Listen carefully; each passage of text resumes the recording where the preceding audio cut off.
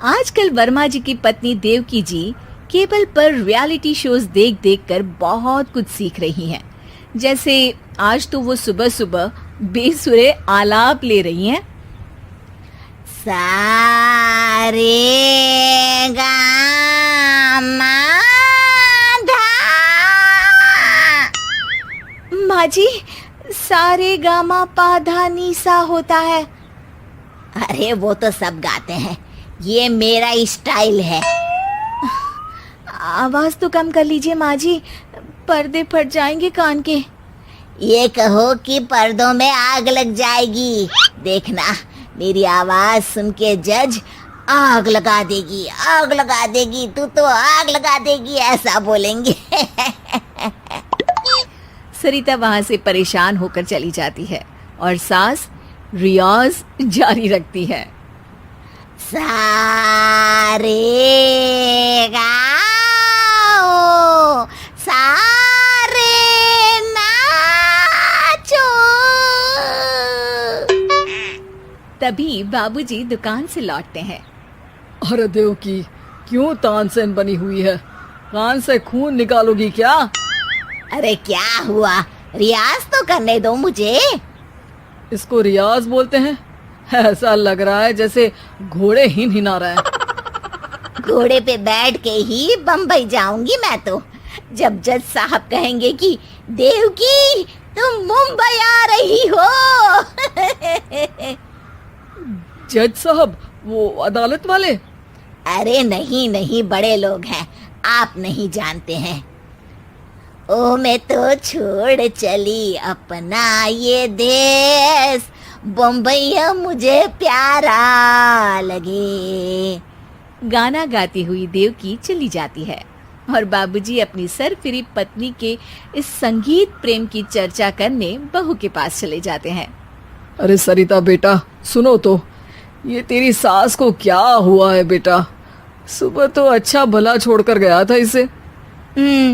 Singer बनेगी अब वो।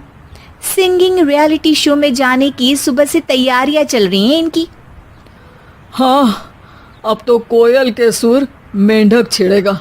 हे भगवान, सद्बुद्धि दो इसे। इधर बाबूजी भगवान को कहते हैं और उधर राधा रानी प्रकट हो जाती है, देवकी की मोहल्ले की सबसे पक्की दोस्त। क्यों री देवकी, काहे इतना गला फाड़ रही है? कोई चीखने चिल्लाने का कंपटीशन है क्या? अरे ये देख, नया सिंगिंग शो, मैं भी गाऊंगी, हिंदुस्तान के दिलों की धड़कन बनूंगी। अरे इतना बेसुरा गा के दिलों की धड़कन नहीं, दिलों का अटैक बन जाएगी। इससे तो अच्छा है कि नाच ही ले। वैसे भी दिन भर मोहल्ले में नाचती तो रहती है तू, कभी इसके घर कभी उसके घर। देवकी को समझ में आ जाता है कि उसका गाना किसी को पसंद नहीं आ रहा।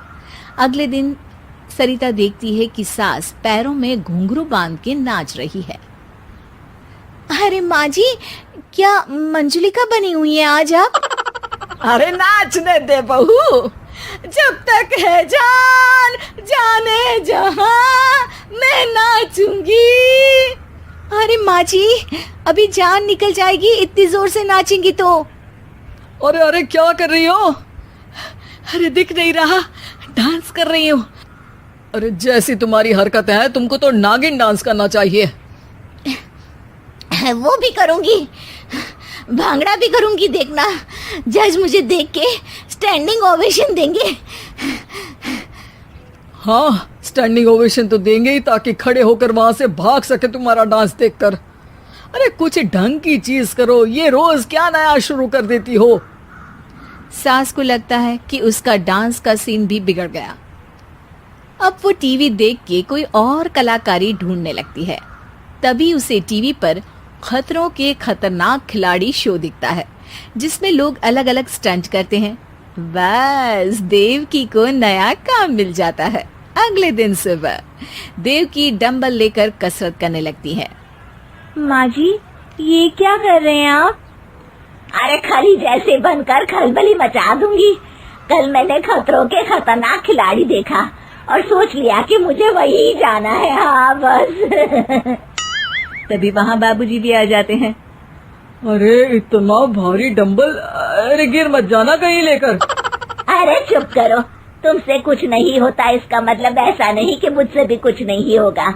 मैं तो खतरों के खतरनाक खिलाड़ी में जाने वाली हूँ। हाँ, मैं तो इस शो में तभी गया था जब तुमसे शादी हुई थी।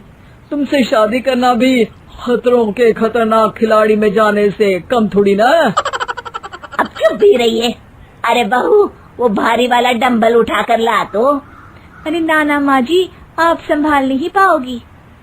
अरे मैंने टीवी में देखा था, एक आदमी कार उठा लेता है, इतना तो मैं उठा ही सकती हूँ ना।